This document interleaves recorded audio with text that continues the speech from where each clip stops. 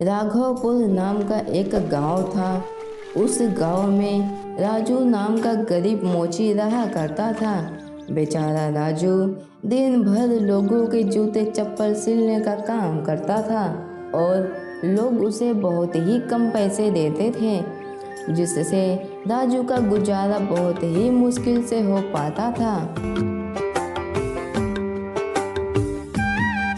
रोज की तरह राजू अपने दुकान में आकर बैठ जाता है और जूते चप्पल सिलने लगता है। तभी उस रास्ते से गांव के साहूकार राजू के पास आते हैं। अरे राजू, ये लो, मेरे जूते फट गए हैं, इसे जरा अच्छे से सिल दो। ठीक है साहब, अभी मैं आपके जूते को अच्छे से सिल देता हूँ। राजू उस जूते को बहुत ही अच्छे से सिलता है। फिर साहूकार बोले, अरे वाह, तुमने तो इस जूते को बहुत ही अच्छे से सिला है। तुम शहर क्यों नहीं चले जाते? तुम्हें वहाँ बहुत ही अच्छे काम मिलेंगे और बहुत सारे पैसे भी। क्या शहर? जूते तो मैं सिल देता हूँ, लेकिन मैं रहूँगा कहाँ और खाऊँगा क्या? मैं तो शहर में किसी को जानता भी नहीं हूँ और तो मेरे पास इतने पैसे भी नहीं है कि मैं शहर जा सकूँ। मेरे पास खाने तक के पैसे बहुत मुश्किल से हो पाते हैं। मेरा भी सपना है शहर जाकर घूमने का। समुद्र के बीच पर घूमूंगा और महाद्वीप का बीच देखूंगा, होटल में खाऊंगा और बड़ी बड़ी गाड़ियों में घूमूंगा। पर लगता है कि ये सपना सपना बनकर रह जाएगा। अरे, हम जैसे गरीबों की ख्वाहिशें ही नहीं पूरी होती। हाँ साहब, हम जैसे गरीबों की ख्वाहिशें कभी पूरी नहीं होगी। हम जैसे इंसानों का जीवन बहुत ही मुश्किल है, बहुत ज़्यादा। इतनी बात बोलकर साहूकार वहाँ से चले जाते हैं। बेचारा राजू अपने गरीबी को कोसता रहता है। बचपन से लेकर आज तक मैं सिर्फ दूसरों का ही जूते चप्पल सिल रहा हूँ।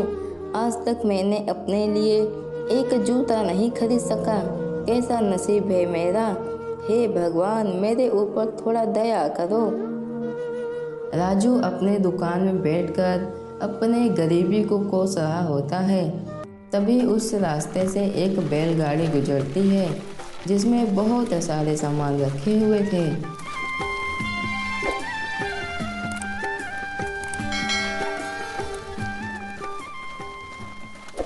फिर उस बैलगाड़ी में से एक जोड़ी लाल जूते गिर जाते हैं।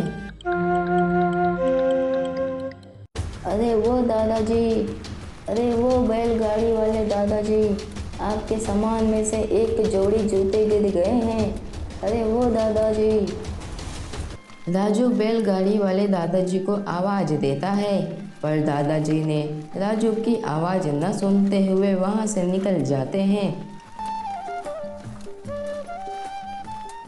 फिर राजू उस जूते को उठाता है और उसे देखने लगता है। अरे वाह, कितना सुंदर लाल जूता है। क्यों न मैं इस जूते को सिलकर पहन लूं। यह सोचकर राजू उस जूते को सिलने लगता है। अरे वाह, मैंने तो इस जूते को कितने अच्छे से सिला है। अब मैं इसे पहन कर देखता हूँ। अरे वाह, यह जूता तो मेरे ही नाप के निकले और देखने में कितना सुंदर लग रहा है।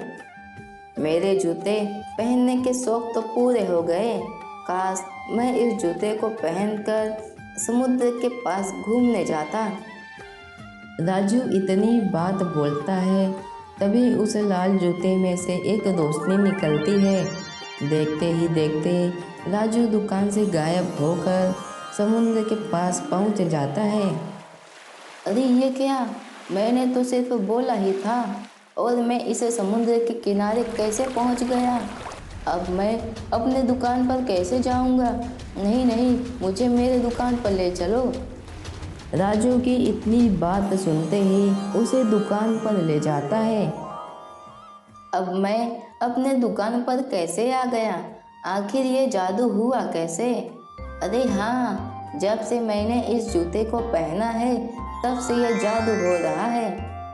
लेकिन इस लाल जूते से जादू कैसे हो सकता है?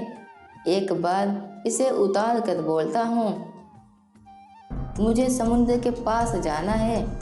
राजू उस जूते को निकालकर समुद्र के पास जाने की बात करता है, पर उसे कुछ नहीं होता है। अब तो कुछ भी नहीं हुआ। एक बार जूते को पहनकर बोलता हूँ। राजू उस जूते को पहनकर जैसे ही समुद्र के पास जाने की बात करता है तो वो तुरंत वहाँ से गायब होकर समुद्र के पास पहुँच जाता है। अरे वाह, मज़ा आ गया। इसका मतलब यह कोई साधारण जूता नहीं है, यह तो एक जादुई जूता है। अब मेरा हर जगह जाने का सपना पूरा हो जाएगा।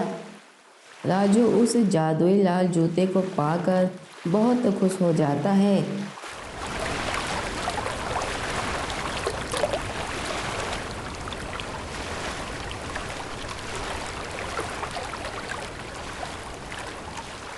इस जादुई जूते की वजह से मेरा सपना पूरा हो गया। अब मुझे मेरे दुकान पर ले चलो। राजू की इतनी बात सुनते ही वह जादुई जूता उस राजू को उसके दुकान पर लाकर पहुंचा देता है। अरे वाह, अब मुझे जहाँ जाना है अब मैं वहाँ घूम सकता हूँ। अब मुझे महाद्वीप के किनारे पर ले चलो।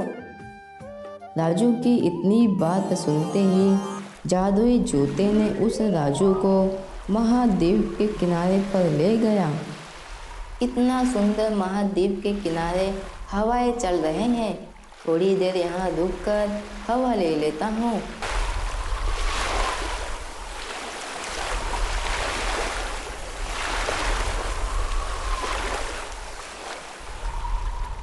फिर उसके बाद में घने जंगलों में हाथियों को देखने जाऊंगा। ऐसा बोलते ही राजू तुरंत घने जंगलों में पहुंच गया। अरे यहाँ तो एक भी हाथी नहीं दिख रहा है। तभी सामने से कई हाथियों का झुंड उस राजू की ओर बढ़ने लगे।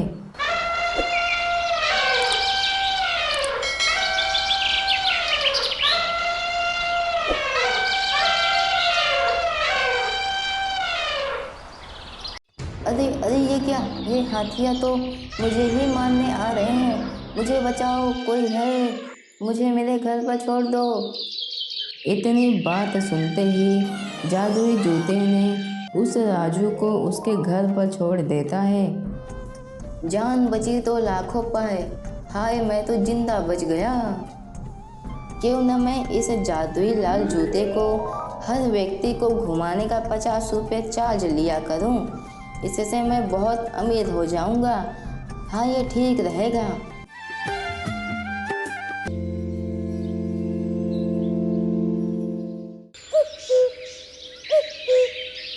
अगले दिन से राजू अपने दुकान के सामने एक बोर्ड लगा देता है। उस बोर्ड में लिखा था कि इस जादुई जूते को देखने व घूमने के 50 रुपये लगेंगे। यह बात पूरे गांव में फैल गई। उस जादुई जूते के कारण राजू बहुत अमीर हो गया। उसी गांव में रहे पोपट सेठ को जब यह पता चला कि एक राजू नाम का गरीब मोची बहुत अमीर हो गया है, तब यह सब पता लगाने पोपट सेठ उस राजू के दुकान पर जाते हैं।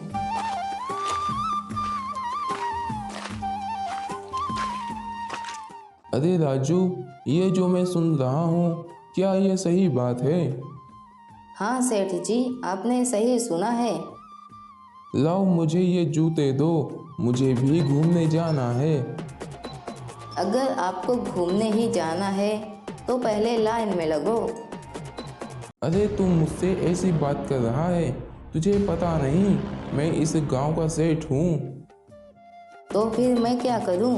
अगर घूमने जाना है तो लाइन में लगना होगा। राजू की ऐसी बात सुनकर सेठ गुस्से में आकर वहां से चले जाते हैं।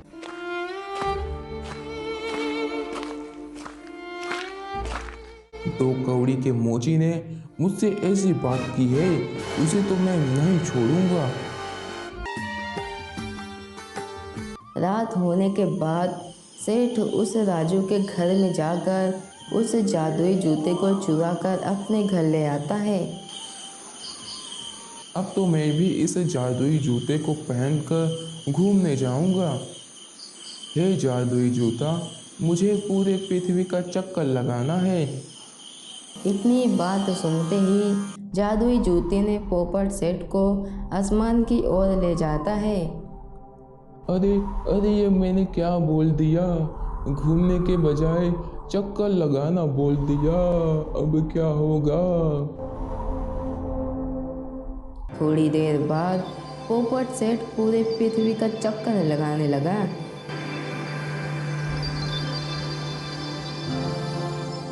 जिसके कारण पृथ्वी के बाहर हवा न चलने के कारण पोपट सेठ को हवा न मिलने की वजह से पोपट सेठ की मृत्यु हो जाती है।